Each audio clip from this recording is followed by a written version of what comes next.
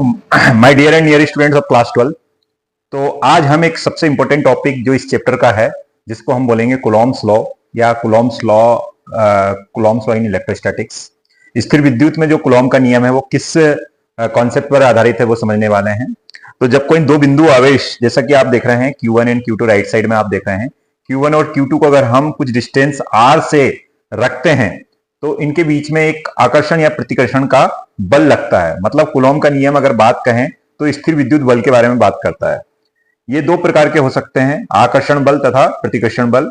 आकर्षण बल अगर दोनों आवेश एक जैसे हैं, जैसे Q1 और Q2 धनात्मक हैं, तो एक दूसरे को ये क्या करेंगे, प्रतिकर्षित करेंगे। और अगर ये आवेश जो हैं एक धनात्मक है और एक ऋणात्मक है, तो एक दूसरे को क्या करेंगे, ये आकर्षित करेंगे। मतलब स्थिर विद्युत बल जो होता है या कूलॉम का नियम जो होता है वो स्थिर विद्युत बल के बारे में बात करता है, और ये आकर्षण प्रकृति तथा प्रतिकर्षण प्रकृति दोनों का होता है।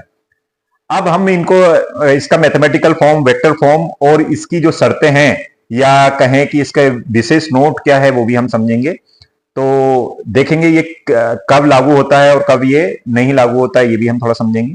चलिए बच्चों समझते हैं। तो इस नियम के अनुसार जब भी आपको कोई साइंटिस्ट के नेम का नियम लिखना है तो आप ये जरूर लिखिए कि किस नियम के अनुसार, और थ्योरी जरूर लिखिए। तो माना कोई दो बिंदु आवेश रखे हैं जिनको हम Q1 और Q2 बोल रहे हैं और उनके बीच की दूरी R है, और ये वायु या निर्वात में रखे हैं। इनको हम माध्यम में भी रखेंगे, but first of all we are keeping these charges in air and vacuum, air और वैक्यूम। चलिए देखते हैं। तो इस नियम के अनुसार according to this law, electrostatic force उन दोनों के बीच में जो चार्ज के बीच में लगेगा वो Q1 और Q2 के प्रोडक्ट के डायरेक्टली प्रोपोर्शनल होगा। साथ ही साथ इनके बीच में जो फोर्स लग रहा है वो इनवर्सली प्रोपोर्शनल होगा उनके बीच के डिस्टेंस है उसके स्क्वायर के, इनवर्सली प्रोपोर्शनल।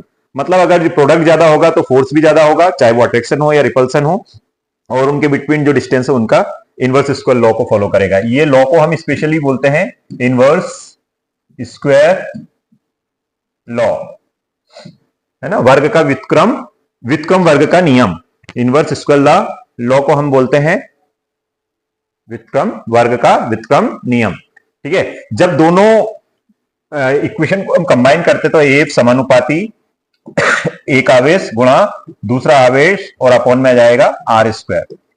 ठीक है। ये हमारा क्या आ गया है, स्थिर विद्युत बल का एक साधारण सा फॉर्मूला आ गया है। और अगर हम इसको इक्वल करें तो F इक्वल टू कोई एक नियतांक, प्रोपोर्शनलिटी कांस्टेंट लिखना पड़ेगा, तो हम इसको K लिख देते हैं और ये हो जाएगा Q1 Q2 और ये अपना यहां पर आ जाएगा बच्चों R स्क्वायर। ये हमें क्या मिल गया कूलॉम के नियम से, F is equal to K Q1 Q2 upon R square, एक व्यंजक मिल गया, एक फॉर्मूला मिल गया। लेकिन जब हम वायु या निर्वात में बात करते हैं तो K का मान जो होता है वो 1/4 पाई एप्सिलॉन नॉट। ठीक है। और इसकी वैल्यू जो होती है 9 × 10⁹ होती है यूनिट। यहां पर कुछ यूनिट भी होगी वो हम देख लेंगे बाद में, लेकिन ये K का मान इतना होता है। तो हम इसको लिख सकते हैं वायु या निर्वात के लिए, वायु या निर्वात के लिए तो आप इसको लिख सकते हैं 1/4 pi epsilon naught Q1 × Q2 divided by R square. तो यह है स्थिर विद्युत बल का व्यंजक है, और यहां पर यह जरूर लिखना है आपको न्यूटन, इसकी इकाई जरूर लिखें। तो ये एक साधारण सा फॉर्मूला हमें मिल गया परिमाण में मैग्नीट्यूड फॉर्म में कूलॉम के नियम का बल का, F is equal to 1/4 pi epsilon naught Q1 Q2 upon R square. तो आई होप इतना समझ में आया होगा। अगर मैं इसको हटाकर थोड़ा सा और इसको समझने की कोशिश करूं तो क्या हो सकता है बच्चों, तो ये इतना तो हमारा समझ में आ गया है। अब इसको हम थोड़ा सा और मॉडिफाई करते हैं।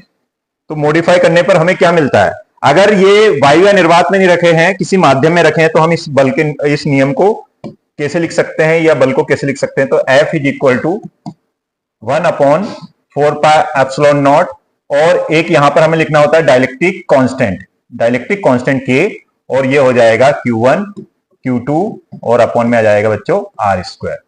ठीक है। यहां पर ये K का जो स्मॉल k जो है, यहां पर K की वैल्यू कितनी होती है 1। ये वायु या निर्वात के लिए है, वायु या निर्वात के लिए इसका मान हो जाता है 1, जो कि हमने पहले वाले केस में देखा था। ठीक है।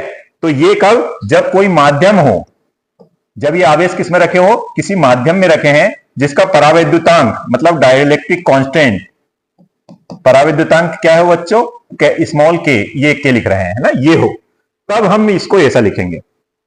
तो ये वायु, ये माध्यम लिख देता हूं, माध्यम को मीडियम कर देता हूं। देखिए, और वायु निर्वात में के का मान 1 हो गया था, तो दोनों को अगर कहें वायु निर्वात वाला अगर मैं लिखूं तो एफ इज इक्वल टू 1/4πε0, और यह आ जाएगा Q1 Q2 और अपॉन में आ जाएगा R स्क्वायर।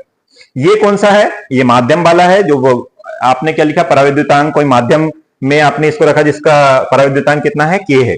अब दोनों को डिवाइड करें तो F मीडियम माध्यम बटे F वायु निर्वात या वैक्यूम बराबर हो जाएगा। बताइएगा, ये माध्यम वाला ऊपर वाले को ऐसे लिखेंगे तो 1/4πε0 और K स्मॉल k, और यह आ जाएगा Q1 Q2 और अपॉन में आ जाएगा R स्क्वायर। इसके अपॉन वाला ऊपर कर दीजिए बच्चों, तो यह आ जाएगा R स्क्वायर और Q1 Q2 और क्या आ जाएगा, यह हो जाएगा 4πε0।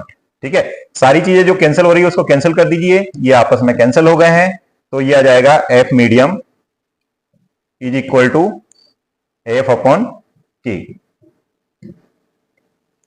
ठीक है, मतलब सिंपल सी बात अगर हम कहें, ये कॉन्सेप्ट से हमें पता क्या चल रहा है कि जो वायु या निर्वात में जो बल लग रहा था दो आवेशों के बीच में, वो माध्यम में रखने पर वो बल का मान 1/k टाइम्स हो जाता है। माध्यम में कितना हो जाता है, 1/k टाइम्स के। ध्यान रखिएगा, एक के हम प्रोपोर्शनलिटी कांस्टेंट में लिखे थे और एक के यहां पर पराविद्युतांक के लिए लिखे हैं। तो आई होप दोनों कॉन्सेप्ट क्लियर हुए होंगे। ठीक है, अभी इसी नियम को हम, ठीक है, ये ध्यान रखिए, ये बल कब माध्यम में और ये बल कब वायु या निर्वात में। और अगर वायु या निर्वात में बात करेंगे तो स्मॉल के की वैल्यू यहां पर क्या हो जाएगी, 1 हो जाएगी। चलिए अब इसी को हम थोड़ा समझते हैं। कौन से कॉन्सेप्ट समझते हैं बच्चों? इसका वेक्टर फॉर्म समझते हैं, कूलॉम के नियम का वेक्टर फॉर्म। चलो समझते हैं। तो देखिए, ये आवेश है, ये आवेश है, ये इस पर इधर बल लगा रहा है, बल पर एक पर बल लगा रहा है, F12 लिख देते हैं। इस पर जो 2 पर लग रहा है इसको लिख देते हैं F21। लेकिन दोनों की डायरेक्शन आप देख रहे होंगे, एक पर बल इस डायरेक्शन में लगेगा क्योंकि एक दूसरे को क्या करेंगे, प्रतिकर्षित करेंगे। तो अगर मैं इसको परिमाण की बात करूं, वायु निर्वात में मान के चलते हैं अभी, तो F इज इक्वल टू हमने क्या लिखा था बच्चों, 1/4πε0 Q1 Q2 और अपॉन में क्या आया था, R स्क्वायर। ये बहुत सिंपल सा परिमाण वाला फॉर्म हमने निकाला था, है ना। अब मैं बोलूं कि भाई इसको सदिश रूप में, वेक्टर, इन वेक्टर फॉर्म सदिश रूप में देखते हैं बच्चों। तो जैसे force on one by 2, force on charge 1 by charge 2। तो फोर्स ऑन 1 2 वेक्टर लगाएंगे, के की जगह आप चाहें तो 1/4πε0 लिख दें और Q1 Q2 और अपॉन में आ जाएगा R स्क्वायर। लेकिन बच्चों ये वेक्टर फॉर्म अगर हम लिखते हैं तो आपको यूनिट वेक्टर भी लिखना पड़ेगा। यूनिट वेक्टर आपका आ जाएगा 2 to 1। अब इसी को थोड़ा और मॉडिफाई करें तो हम इसको लिख सकते हैं 1/4πε0 Q1 Q2 और आप इसको लिख सकते हैं RQ और यहां पर वेक्टर लगा के 2 1 लिख सकते हैं। आप इसको भी 2 1 लिखेंगे, मैग्नीट्यूड में तो कोई प्रॉब्लम ही नहीं है, 2 1 लिख सकते हैं। आ गया समझ में यहां तक? ये वेक्टर फॉर्म हो गया। जब फोर्स 1 पर लगा तो यही फोर्स किस पर लगेगा, 2 पर लगेगा। जब 2 पर लगेगा तो आप ये कांस्टेंट वाली चीज को तो एज इट इज लिखेंगे क्योंकि इसमें कोई चेंज नहीं हुआ है।